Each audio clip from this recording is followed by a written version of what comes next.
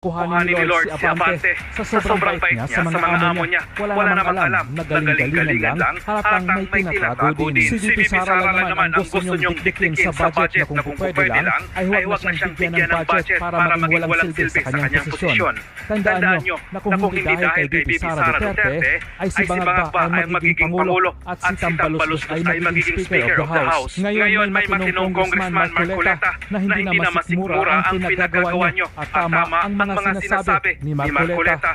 Si Atras Abante dapat alisin sa pwesto dahil walang silbi sa bayan ang pasaway na matandang Paurong. Yung hindi po pagdating ng ating pangalawang Pangulo ngayon. Ang suspecho ko po ay dahil sa nangyari na mga pagtatanong nung nakaraang pagdinig.